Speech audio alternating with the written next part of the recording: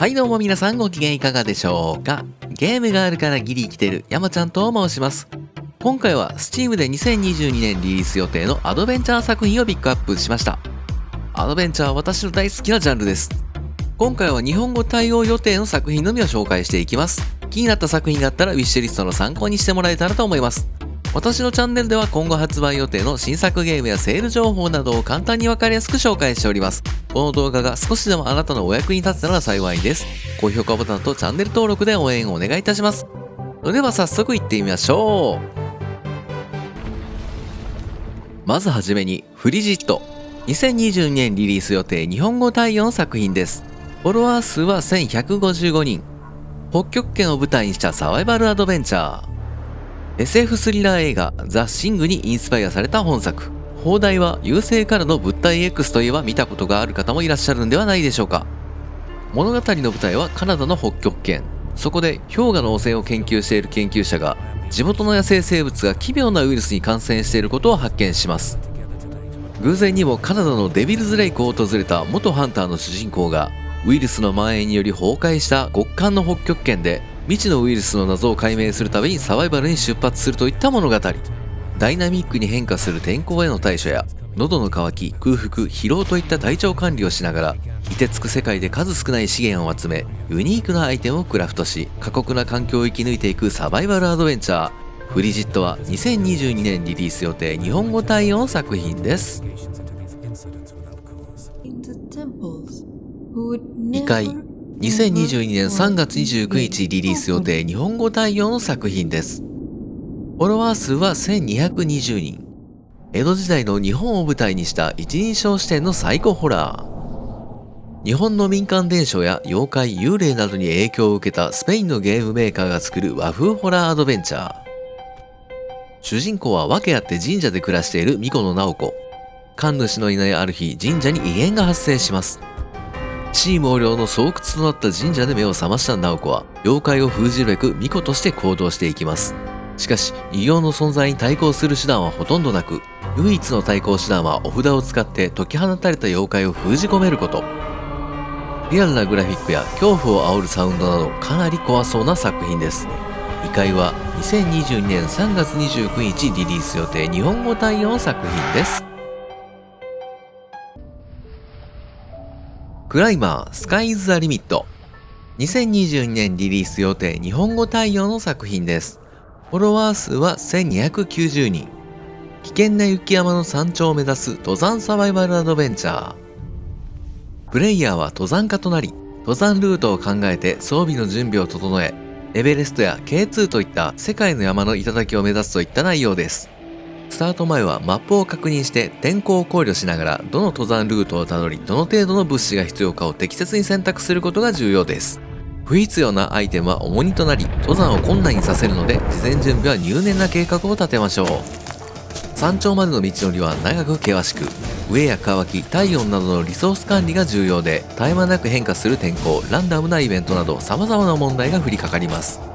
そういった困難を乗り越え山頂にたどり着いた時の達成感は最高なのではないでしょうか。クライマースカイズ・ザ・リミットは2022年リリース予定日本語対応の作品です。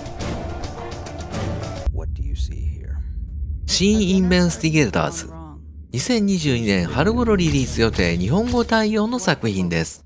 フォロワー数は1420人。本格事件現場捜査アドベンチャー。個人的にすごく楽しみにしている作品です。事件現場を注意深く観察し、そこに残された物証から動機などを推測して真相を明らかにしていく事件捜査ゲーム。ただ事件現場を調べるだけではなく、加害者とその被害者との関係や事件現場で何が起こりなぜこんな事件が起きてしまったのか、犯罪現場を分析しあらゆる仮説を推測して結論を導き出し事件の真相を明らかにしていく本格事件現場捜査ミステリーアドベンチャー。シーン・インベンスティゲーターズは2022年春頃リリース予定日本語対応の作品です。カードシャーク。2022年リリース予定日本語対応の作品です。フォロワー数は1510人。18世紀を舞台にしたイカサマ師の物語。トランプゲームで貴族から金を巻き上げて18世紀のフランス社会の頂点を目指すアドベンチャー。パートナーであるサンジェルマン伯爵と共にフランス国内を旅して政治家や王族から巧妙なカードテクニックで富を奪う。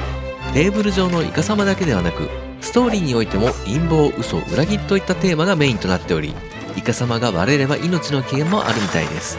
一世一代の大勝負を勝ち抜きフランス社会を上り詰めましょう。カードシャークは2022年リリース予定日本語対応の作品です。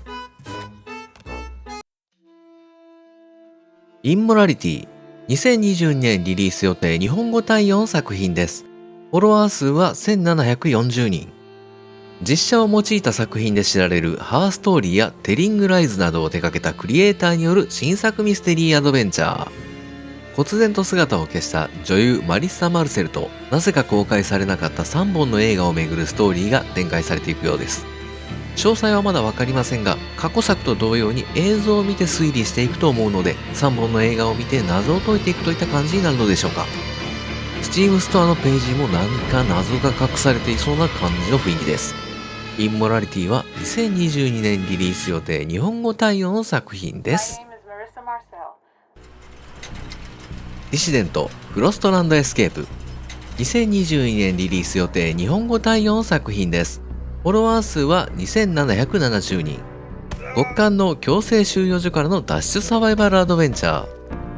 史実に基づいた作品で、強制労働収容所から脱出する囚人たちを描いたサバイバルアドベンチャーです。寒さをしのぎ、追っ手を出し抜き、この極寒の地で生きていくために考え、狂気に支配されないように自我を保たなければなりません。キャラクターには教師、政治家、兵士、芸術家が存在。クラスごとに固有のスキルがあり、キャラクターごとに違ったプレイスタイルで遊ぶことができます。また、収容所から脱出しないという選択も可能で、残って苦しむか危険を冒して逃げるかはあなたの選択次第。ディシデント・フロストランドエスケープは2022年リリース予定日本語対応の作品です。オープンローズ、2022年リリース予定日本語対応の作品です。フォロワー数は2900人。母と娘のロードトリップアドベンチャー。16歳の主人公テス・デワインと彼女の母親オパールが家の屋根裏部屋に隠されていた古いメモや手紙の入った箱を発見するところから物語は始まります。箱に入っていたのは祖母にまつわる秘密で、テスの祖母でありオパールの母は父親ではない男性と何らかの関係を持っていた可能性があることを見つけます。長い間埋もれていた祖母の知らざれる真実を知った2人は、家族が夏を過ごした場所を巡り、過去に何があったのかを示す証拠を見つける旅に出るといった物語。旅をするうちに決して良好ではなかった母と子お互いの関係にも変化が見え始める。果たして祖母の隠された真実を知ることで2人は何を思うのか。オープンローズは2022年リリース予定日本語対応の作品です。サバイバルジャーナルズ、2022年リリース予定日本語対応の作品です。フォロワー数は4080人。終末世界サバイバルテキストアドベンチャー。ゲームの舞台は世界が未知のウイルスに飲み込まれ、人類のほとんどがモンスターに変わってしまった終末後の未来。ウイルス感染から免れたプレイヤーは隠れ家を強化し、食料、武器、資材の調達、他の生存者との物資のやり取りなどを通して、いつかやってくる大量のゾンビの襲撃に備えなければなりません。スタート時のマップやキャラクターのステータス、敵との遭遇などは全てランダム。テキスト選択型のアドベンチャーなので、プレイヤーの選択する行動次第でストーリーの展開は変化し、毎回違った冒険を楽しむことができます。サバイバルジャーナルズは2022年リリース予定日本語対応の作品です。クトゥルフ・ブック・オブ・アンシェンツ、2022年10月31日リリース予定日本語対応の作品です。フォロワー数は4760人。クトゥルフ神話を題材にしたホラーアドベンチャー。探偵であるプレイヤーは行方不明になった6人の子供たちを捜索する依頼を受けることになります。謎の情報提供者がドアの下に残したメモを手がかりにミニカトリック大学の図書館に導かれ、そこから想像もしえない悪夢が始まっていきます。詳しいゲーム内容はまだ公開されていませんが、ゲームトレーラーを見る限りでは一人称視点のポイント&クリックのアドベンチャーのようです。クトゥルフ神話好きな方はチェックしてみてください。クトゥフル・ブック・オブ・アンシェンツは2022年10月31日リリース予定日本語対応の作品です。エンドリング、2022年リリース予定日本語対応の作品です。フォロワー数は4840人。地球最後の母狐となり、子狐と生き抜くサバイバルアドベンチャー。舞台となるのは人類によって環境崩壊した世界。プレイヤーは地球上最後の母親狐となって無防備な子狐を守り、大人の狐に成長するのを見守らなければなりません。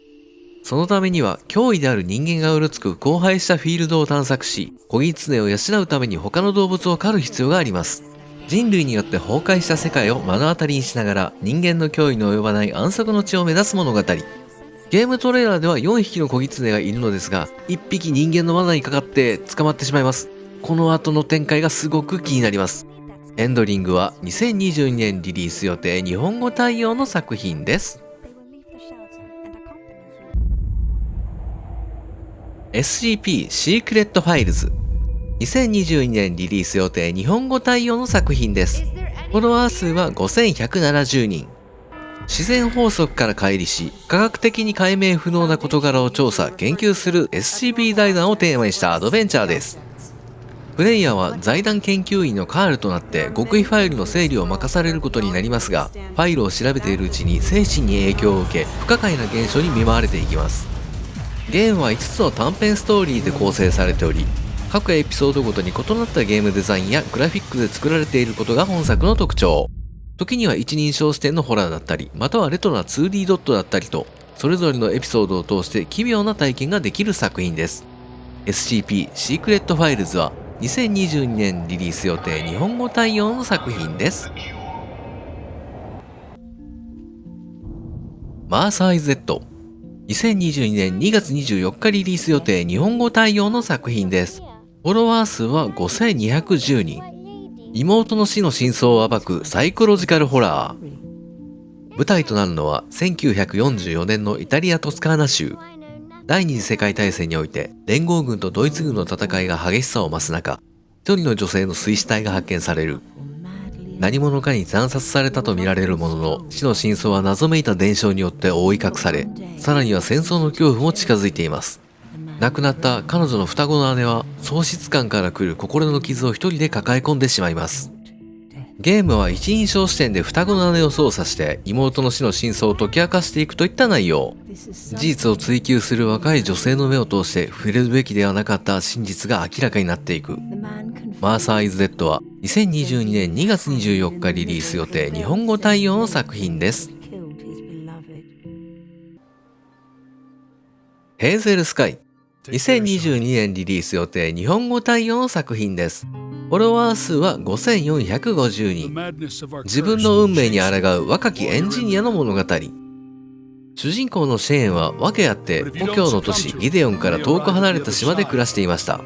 自分の運命だとされるエンジニアになるため人生最大の試練に挑もうとしており、試練を乗り越えなければ故郷ギデオンへ戻ることは永遠にできなくなるという。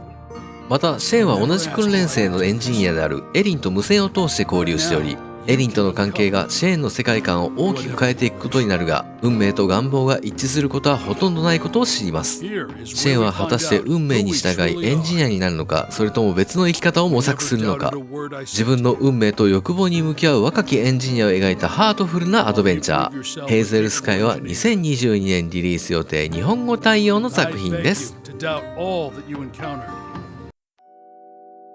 サイバーパンクバーシム、2022年10月リリース予定日本語対応の作品です。フォロワー数は5700人。企業によって支配されたディストピアでバー経営。プレイヤーは街の片隅にある質素なバーを経営。一握りの常連客と仲良くなり、新しい飲み物を作ったり、ソーシャルメディアを利用して人気と利益を高めていく。人気が出るにつれ、バーの常連客となるお客さんが現れてきます。それぞれのお客さんにはアンドロイドや人造人間の世界での現実や人間性といったテーマに沿った独自のストーリーが語られます。来店する人々の悩みは様々で、外見的特徴や文化の違いなど一筋縄ではいかないお客様の話をじっくり聞いて物語が展開していく未来のバーを舞台にしたアドベンチャー。サイバーパンクバーシムは2022年10月リリース予定日本語対応の作品です。ミネコズナイトマーケット、2022年リリース予定日本語対応の作品です。フォロワー数は8050人。独特な雰囲気と世界観なスローライフなアドベンチャー。主人公で好奇心の強い少女ミネコは猫があふれるフグ山という独特な日本風の島に引っ越してきたところから物語は始まります。島では毎週夜店が開かれ、食べ歩きをしたりアイテムを買ったりすることができます。また夜店巡りをするだけでなく自分のお店を出店することも可能で、冒険に出かけて素材を集めアイテムを作り夜店で販売。夜店の他にもフグ山や島の人々が崇拝する太陽の猫安倍さんの秘密を見つけるといった目的もあるようです。ミネコズナイトマーケットは2022年リリース予定日本語対応の作品です。パルワールド2022年リリース予定日本語対応の作品です。フォロワー数は20600人。クラフトピアを手掛けたポケットペアの新作アドベンチャー。本作はクラフト、農業、ハクスラ、自動化、建築と盛りだくさんのジャンルが楽しめるクラフトピアの世界観で、モンスターの育成にスポットを当てた感じの作品です。舞台はパルと呼ばれる不思議な生物が生息する世界。様々な見た目と特性を持っている不思議な生物パルは、建築、農業、工場生産などこの世界の人々と共に過ごしてきました。プレイヤーはこの多種多様なパルが生息する広大な世界を冒険しながら拠点を築き、農業や工場を営んでいきます。さらに育成したパル同士を掛け合わせ繁殖させることで強力なパルを生み出すこともできるとのこと。またこの世界では禁止されているパルの売買や食料としての密猟者なども存在し、プレイヤー自身が密猟者となることもできるみたいです。パルワールドは2022年リリース予定日本語対応の作品です。ストレイ2022年リリース予定日本語対応の作品です。フォロワー数は35100人。野良猫となってサイバーシティから脱出するアドベンチャー。家族からはぐれ見知らぬ世界に迷い込んだ一匹の野良猫。サイバーシティから脱出するためには忘れ去られた謎を解明すること。ゲームは猫らしい機敏なアクションで高いところへ登ったり狭いところに入り込んだりして無機質な人造人間や危険なクリーチャーをやり過ごしながら異世界の謎を解いていくといったシステム。ゲームを進めていくと B12 という小型ドローンと出会い、 B12 を通してマシンヒューマノイドと話すことができたり、ドローンが格納されているバックパック型ハーネスに手に入れたアイテムを保管することができるなど役立つ相棒的な存在となるようです。またこの世界にはズークと呼ばれるクリーチャーが存在し、都市の住民の生活に大きな悪影響を与えており、このクリーチャーとも逃げたり戦ったりするアクション要素もあるみたいです。心強い味方 B12 と共にサイバーシティからの脱出を目指すアドベンチャー。ストレイは2022年リリース予定日本語対応の作品です。マイタイムアットサンドロック2022年リリース予定日本語対応の作品です。フォロワー数は50700人。マイタイムアットポルティアの続編タイトル。Steam でも高評価なマイタイムアットポルティア、君の街ポルティアと同じ世界観を持つ作品。前作にも登場したユーフォーラ砂漠を舞台に、ものづくりや農業、敵やボスと戦うアクション RPG 要素、街の住民との交流など何でもできる高い自由度が特徴の作品です。自由度の高さが特徴の作品ですが、しっかりとしたストーリーやメインミッション、サブミッションなど新たな要素とさらなるボリュームを追加しているとのこと。また前作にも登場したキャラクターのほか30人以上の新たなキャラクターが登場予定。コンテンツの豊富さ、キャラの人間臭さ、自由度の高さ、さらにはマルチプレイに対応するのでかなり長くスローライフを楽しむことができそうです。マイタイムアットサンドロックは2022年リリース予定日本語対応の作品です。はい、今回は Steam で2022年リリース予定のアドベンチャー作品をピックアップしました。気になった作品があったらウィッシュリストの参考にしてもらえたらと思います。私のチャンネルでは今後発売予定の新作ゲームやセール情報などを簡単にわかりやすく紹介しております。この動画が少しでもあなたのお役に立てたら幸いです。高評価ボタンとチャンネル登録で応援お願いいたします。本日もご視聴ありがとうございました。皆さん明日も良い一日でありますように。次の動画でお会いしましょう。さよなら、バイバイ。